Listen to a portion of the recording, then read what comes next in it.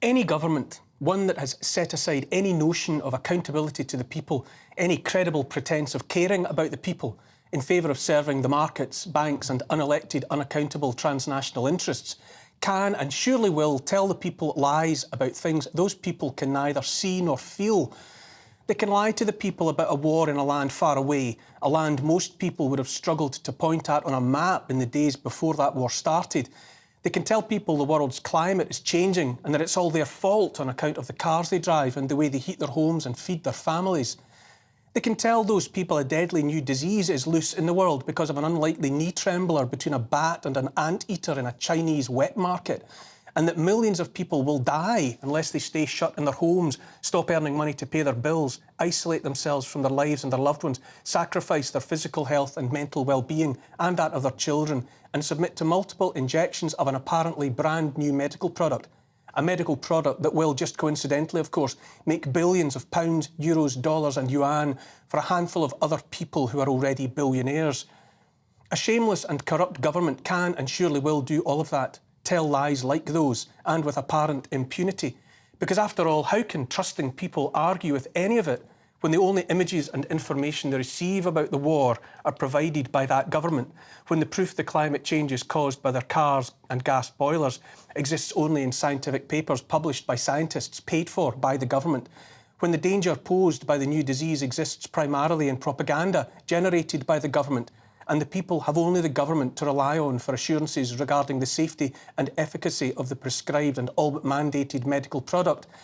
A government can and surely will, however, eventually get punch drunk on the success of so much nonsense pushed relentlessly by sock puppet politicians, biased scientific advisors, nudge units and complicit media. So punchy and carried away will the members of that government become that inevitably they cross a line and persuade each other they can tell lies about things those same benighted people see and feel every day, things that impact on their daily lives. It's at that point things get interesting. A government can tell people inflation is running at 8 or 9%, but even if they admit food prices are subject to other forces, people doing their weekly shop in the supermarket simply cannot help but see they're sometimes spending twice as much at the tills for the same stuff they always buy.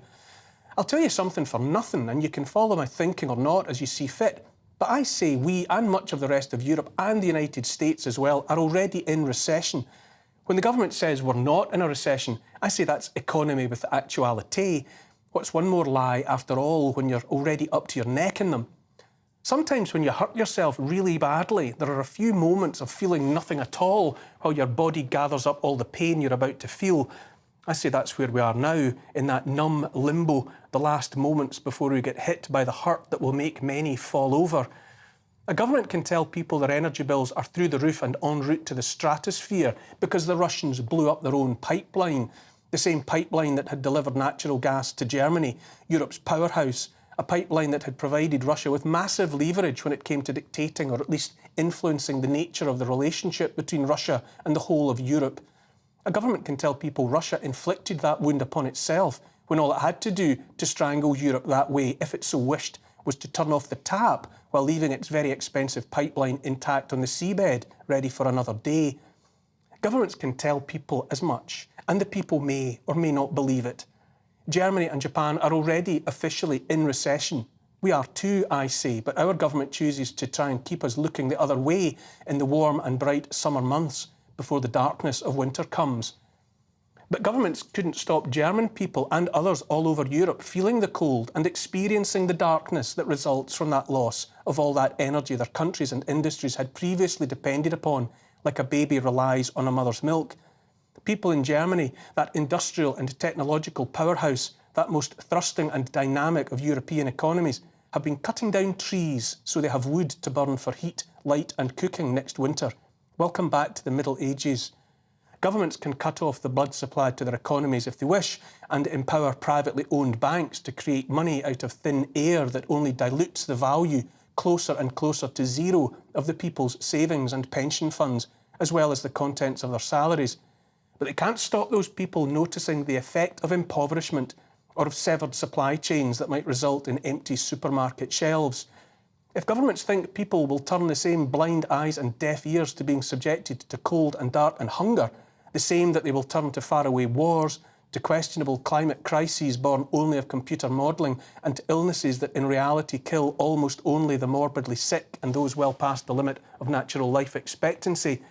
If government don't realise they're playing with the kind of fire you might light if you have access to oil, gas and nuclear energy, but which in all likelihood is impossible if you're dependent on solar panels and wind turbines, if governments have been led by that old trickster hubris into thinking there's no limit to how outrageously they might lie to the people and still get away with it, then I say there's a storm coming.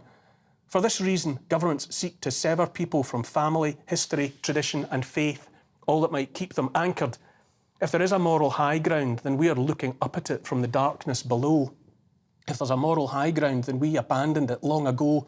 Our government sanctions propaganda about how little boys might be persuaded they're little girls, and little girls might be persuaded they're little boys. Our government pays for the painting of rainbows on roads, while children have the colour carved and bled out of their possible futures. All around us now is the slow creep of erosion of the basics of decent and happy lives. I saw a headline last week about how in a year's time the repossessions of houses will start.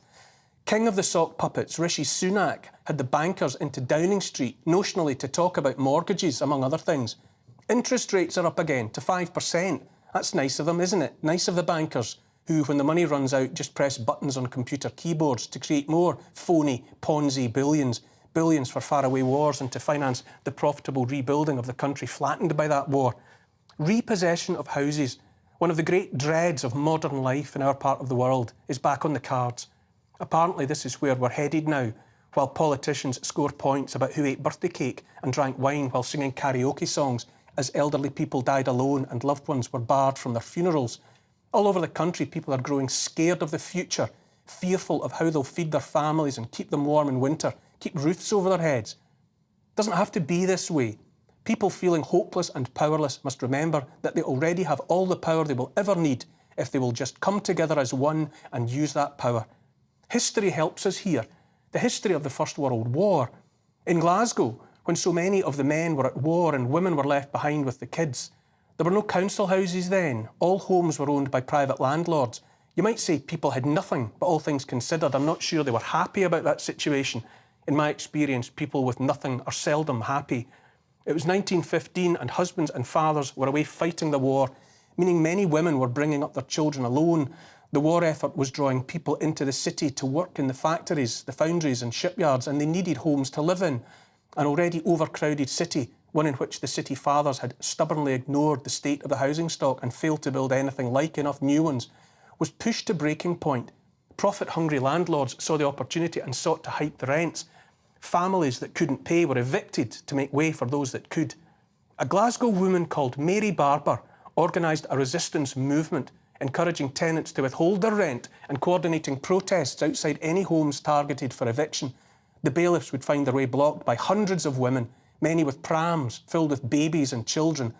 The efforts of what became known as Mrs. Barber's Army attracted the attention of shipyard and factory workers who threatened to strike if the evictions weren't stopped. So effective was Mrs. Barber's rent strike, the Secretary of State for Scotland was forced to act, initiating the passing of a bill through Parliament that froze rents at pre-war levels. Some of the tenant protections set in place in 1915 were still in place up into the 1980s. Here's the thing. All of that was achieved by ordinary people coming together in defiance of injustice. Rather than stand mutely by while their neighbours were thrown out onto the street, ordinary people, in the main women with their babies in their arms, stood up for each other and said no. That was all it took, and a national government was forced to accede to their demands. So many of us are sickened by the diet of lies we've been fed, but I say the latest danger is the relentless nudge to forgive and forget, to put it all behind us. I, for one, have no stomach for such a betrayal, the very suggestion that we brush under the carpet so much hurt, so much damage, for which no one has yet accepted responsibility. Each of us must take responsibility for what happens next. The choice is obvious. March in line into an impoverished, limited future built on lies and shaped to empower and enrich the few, or make a stand with those who would defend the freedoms and way of life cherished by the many.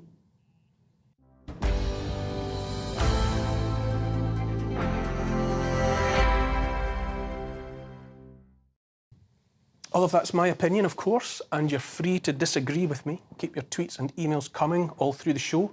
You can email gbviews@gbnews.com, and you can tweet me as well at gbnews, and I'll try to get to some of your comments later in the show if precious time allows.